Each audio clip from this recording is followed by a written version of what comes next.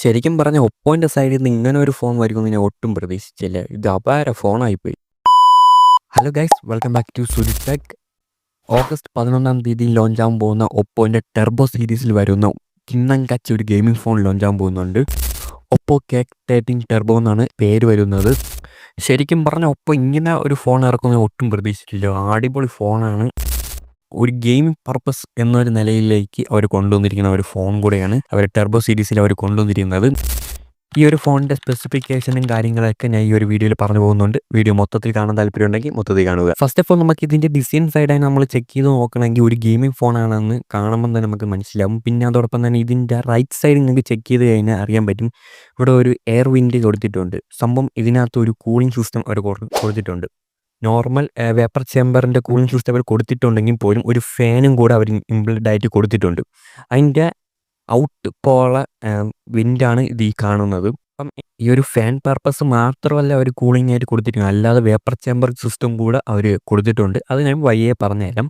പിന്നെ അതോടൊപ്പം തന്നെ ഇതിനകത്ത് പ്രൊസസ്സർ സൈഡ് വരുന്നത് നമ്മൾ സ്നാപ്ഡ്രാഗൻ്റെ 8 Gen 4 ചിപ്സെറ്റാണ് ഇതിനകത്ത് പെർഫോമൻസിന് വേണ്ടി കൊടുത്തിരിക്കുന്നത്. അതോടൊപ്പം തന്നെ അണ്ടർഡ്യൂ സ്കോർ 22 lakhs മേളിൽ അണ്ടർഡ്യൂ സ്കോർ കാണിക്കുന്നുണ്ട്. പിന്നെ അതോടൊപ്പം 4mm പ്രൊസസ്സറാണ് വരുന്നത്. നിങ്ങൾക്ക് BGM ഒക്കെ നല്ല രീതിയിൽ ഗെയിം പ്ലേ ഇതിനകത്ത് കൊണ്ടുവരാൻ പറ്റും. പിന്നെ വലിയ വലിയ ഹീറ്റ് ഇഷ്യൂ നല്ല രീതിയിൽ കൂളിംഗ് സിസ്റ്റം കൂടെ ഉള്ളതുകൊണ്ട് ഈ ഒരു പ്രൊസസ്സറിൽ യൂസ് ചെയ്ത് നല്ല രീതിയിൽ ഒപ്റ്റിമൈസ് ചെയ്ത് നമുക്ക് ഗെയിംസും കാര്യങ്ങളും കളിക്കാനും പിന്നെ അതോടൊപ്പം തന്നെ മൾട്ടിമീഡിയ രീതിയിൽ നമുക്ക് ഈ ഒരു ഫോൺ യൂസ് ചെയ്യാനും ഈ ഒരു ഫോണിൽ പറ്റുന്നതായിരിക്കും.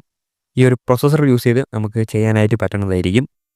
ഡിസ്പ്ലേ സൈഡ് നമുക്ക് ചെക്ക് ചെയ്യണമെങ്കിൽ AMOLED ഡിസ്പ്ലേ വരുന്നത് 6.8 ഇഞ്ചിൻ്റെ ഫുൾ HD+ ഡിസ്പ്ലേയാണ് വരുന്നത്. അതോടൊപ്പം തന്നെ പിക് ബ്രൈറ്റ്നസ് വരുന്നത് 16,000 nits ആണ് പിക് ബ്രൈറ്റ്നസ് വരുന്നത്. പിന്നെ അതോടൊപ്പം തന്നെ 120 Hz റീഫ്രഷ് റേറ്റും വരുന്നുണ്ട്. പിന്നെ അതോടൊപ്പം തന്നെ പഞ്ച് ഹോൾ ഡിസ്പ്ലേ ആണ് ഇതിനകത്ത് വരുന്നത്. പിന്നെ പഞ്ച് ഹോൾ ഡിസ്പ്ലേ എന്ന് വെച്ചാൽ നമ്മൾ ക്യാമറ സെൻറ്റർ പോയിൻ്റ് ഓഫ് വ്യൂവിലാണ് ഇരിക്കുന്നത്. അപ്പം അതിനെയാണ് പഞ്ച് ഹോൾ ഡിസ്പ്ലേ എന്ന് പറയുന്നത്. പിന്നെ അതോടൊപ്പം തന്നെ ലോ ബ്ലൂ ഐ ഇതുകൊണ്ട് എന്ന് വെച്ചാൽ നമ്മൾ കൂടുതലായിട്ട് നമ്മൾ ഡിസ്പ്ലേ എന്ന് വരുന്ന ബ്ലൂ കളറും നല്ല രീതിയിൽ കുറച്ച് നമ്മൾ കണ്ണിനെ പ്രൊട്ടക്റ്റ് ചെയ്യാനുള്ള പരിപാടി ഇതിനകത്ത് ഈ ഒരു ഡിസ്പ്ലേയിൽ അവർ കൊടുത്തിട്ടുണ്ട്. പിന്നെ അതോടൊപ്പം തന്നെ ടച്ച് ഒപ്റ്റിമൈസേഷൻ എന്ന് പറഞ്ഞ ഒരു പരിപാടി അവർ കൊണ്ടുവന്നിട്ടുണ്ട്. എന്ന് വെച്ചാൽ സ്ക്രീൻ പ്രൊട്ടക്റ്റിംഗ് ഡിറ്റക്ടർ കൊണ്ട്. പിന്നെ അതോടൊപ്പം തന്നെ ഗ്ലോ മോഡ് എന്ന് പറഞ്ഞ ഒരു മോഡ് കൊടുത്തിട്ടുണ്ട്. സ്പ്ലാച്ച് ടച്ചിങ് എന്ന് പറഞ്ഞ ഒരു പരിപാടി കൊടുത്തിട്ടുണ്ട്. അതെന്ന് വെച്ചാൽ നമ്മൾ കയ്യിൽ നനഞ്ഞ കൈയൊക്കെ ആണെങ്കിൽ നമ്മൾ ഡിസ്പ്ലേയിൽ തൊട്ടായാലൊന്നും കുഴപ്പമില്ല. പിന്നെ അതോടൊപ്പം മഴയൊക്കെ പെയ്തുകൊണ്ടിരിക്കുന്ന സമയത്ത് ഡിസ്പ്ലേ യൂസ് ചെയ്താലും ടച്ച് നല്ല രീതിയിൽ സെൻസിറ്റീവായിട്ട് പ്രവർത്തിക്കുന്നതായിരിക്കും. അല്ലാതെ നമുക്ക് ഓട്ടോമാറ്റിക്കലി ടച്ച് പരിപാടി ഉണ്ടല്ലോ, മഴ വെള്ളമൊക്കെ നനഞ്ഞ് ഓട്ടോമാറ്റിക്കായിട്ട് ഭേദം കൂടിയ കണക്കുള്ള പരിപാടിയൊന്നും ഈ ഒരു ഡിസ്പ്ലേയിൽ വരത്തില്ല. ഓക്കെ, അടുത്ത ക്യാമറ സൈഡ് നമ്മൾ നോക്കുന്നുണ്ടെങ്കിൽ 50 MP OIS സപ്പോർട്ടുള്ള ഒരു ക്യാമറ വന്നിട്ടുണ്ട്. പിന്നെ അതോടൊപ്പം തന്നെ സെക്കൻഡറി ക്യാമറയിൽ വരുന്നത് 2 MP ക്യാമറയാണ് വരുന്നത്. 50 MP ക്യാമറയിൽ നമുക്ക് വൈഡ് ആംഗിളിലും up to 10x optic digital zoom വരെ നമുക്ക് പറ്റും. നമുക്ക് HDR സപ്പോർട്ട് വരുന്നുണ്ട്. എന്ന് വെച്ചാൽ ഫോട്ടോ എടുക്കുക HDR ഇത് വരുന്നുണ്ട്. പിന്നെ വീഡിയോ സൈഡ് നമുക്ക് ചെക്ക് ചെയ്യുന്നുണ്ടെങ്കിൽ 4K 60 fps നമുക്ക് വീഡിയോ റെക്കോർഡ് ചെയ്യാനായിട്ട് പറ്റും. എന്ന് വെച്ചാൽ ബാക്ക് ക്യാമറ യൂസ് ചെയ്തും. പിന്നെ അതോടൊപ്പം തന്നെ 180p 240 fps നമുക്ക് ഷൂട്ട് ചെയ്യാൻ പറ്റും. അതോടൊപ്പം തന്നെ 720p 240 fps കൂടെ നമുക്ക് വീഡിയോ റെക്കോർഡിങ് ചെയ്യാനായിട്ട് പറ്റും. ഫ്രണ്ട് ക്യാമറ നമ്മളത് നോക്കുന്നുണ്ടെങ്കിൽ 60 MP വൈഡ് ആംഗിൾ ക്യാമറയാണ് വരുന്നത്. പിന്നെ ഓട്ടോ ഫോക്കസിങ് പരിപാടിയില്ല. പിന്നെ വീഡിയോ സൈഡ് നമുക്ക് ചെക്ക് ചെയ്യുന്നതെങ്കിൽ 180p 30 fps നമുക്ക് ഷൂട്ട് ചെയ്യാൻ പറ്റുള്ളൂ. പിന്നെ അവിടെ 720p 30 fps ഷൂട്ട് ചെയ്യാൻ പറ്റുള്ളൂ. മിനിമം ഈ ഒരു പ്രോസസ്സർ ബേസ് ചെയ്ത് നോക്കണമെങ്കിൽ ഒരു 4K എന്തായാലും കൊടുക്കായിരുന്നു. ഒരു അല്ലെങ്കിൽ 60 fps എങ്കിലും കൊടുക്കാമായിരുന്നു. പക്ഷേ അവർ 30 fps ആണ് കൊടുത്തിരിക്കുന്നത്. അത്യാവശ്യം നോർമൽ എന്ന് പറയാനായിട്ടുള്ളൂ. ആ ഒരു രീതിയിലുള്ള വീഡിയോ പെർഫോമൻസ് ആയിരിക്കും ഫ്രണ്ട് ക്യാമറ യൂസ് ചെയ്ത് നമുക്ക് വീഡിയോ റെക്കോർഡിങ് ചെയ്യാനായിട്ട് പറ്റത്തുള്ളൂ.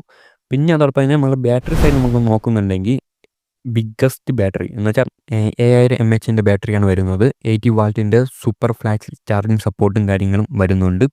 പിന്നെ അതോടൊപ്പം തന്നെ ഇൻ്റലിജൻറ്റ് ചാർജിങ് എഞ്ചിൻ എന്ന് പറഞ്ഞുകൊണ്ട് ഒരു പരിപാടി കൊടുത്തിട്ടുണ്ട്. എന്ന് വെച്ചാൽ ആ ഒരു പരിപാടി എന്ന് വെച്ചാൽ എന്തൊക്കെയാണെന്ന് ഞാൻ പറഞ്ഞുതരാം. എന്ന് വെച്ചാൽ ചാർജിങ് അപ്പർ ലിമിറ്റ് എന്ന് വെച്ചാൽ ബാറ്ററി പ്രൊട്ടക്ഷൻ ചെയ്യാനുള്ള അപ്പർ ലിമിറ്റ് വരുന്നുണ്ട്. പിന്നെ അൾട്രാ ഫാസ്റ്റ് ചാർജിങ് സപ്പോർട്ട് വരുന്നുണ്ട്.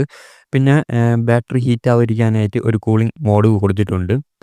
അതോടൊപ്പം തന്നെ നമ്മൾ ചാർജിങ്ങിൽ പ്ലഗ് ചെയ്തിരിക്കുന്ന സമയത്ത് എന്തെങ്കിലും ഇഷ്യൂസ് കേബിൾ വഴി എന്തെങ്കിലും ഇഷ്യൂസ് ഉണ്ടെങ്കിൽ അതും നമുക്ക് ഡിസ്പ്ലേയിൽ അറിയാനായിട്ട് പറ്റും. നമ്മൾ ഫോണിൽ കണക്ട് ചെയ്യുമ്പോൾ അറിയാനായിട്ട് പറ്റും. അങ്ങനെ ഇൻ്റലിജൻറ്റിൻ്റെ ചാർജിങ് ഡിറ്റക്ടറും ഇതിനകത്ത് ചാർജിങ് പോയിൻ്റ് ഓഫ് വ്യൂവിൽ വരുന്നുണ്ട്.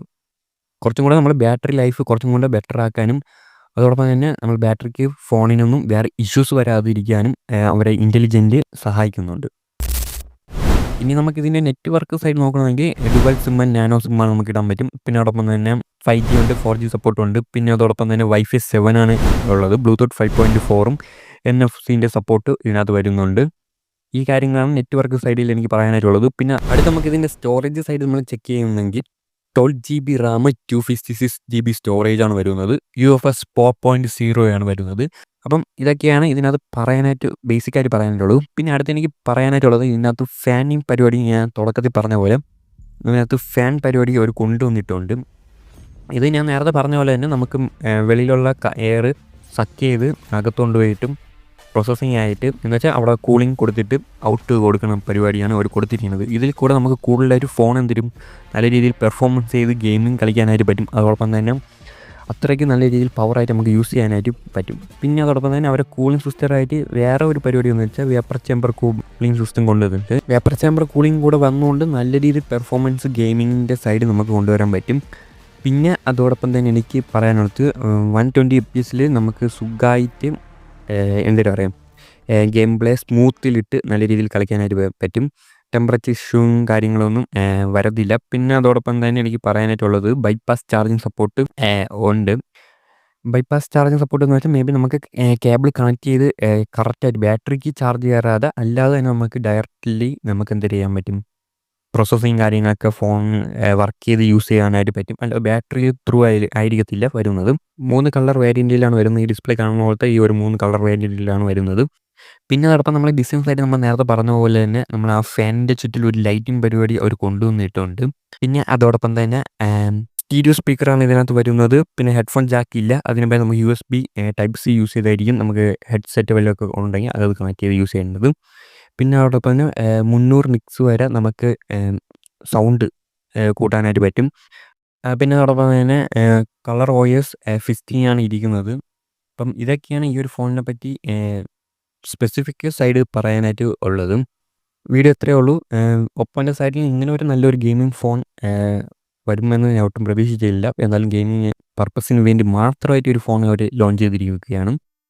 പിന്നെ അതോടൊപ്പം തന്നെ ഇതിൻ്റെ പ്രൈസ് എന്തായാലും ഏകദേശം ഒരു 35 ആ ഒരു റേഞ്ചിൽ 35 അതിനകത്ത് വരാനാണ് സാധ്യത കൂടുതലും. ചിലപ്പോൾ പറയാൻ പറ്റത്തില്ല, 40 പോകാൻ സാധ്യതയുണ്ട്.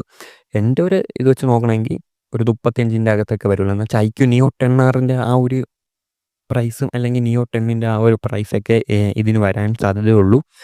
എന്തായാലും നമുക്ക് 12 അല്ല 11 തീയതി നമുക്ക് നോക്കാം. അപ്പം വീഡിയോ അത്രയേ ഉള്ളൂ. അപ്പം ഓക്കെ, ബൈ.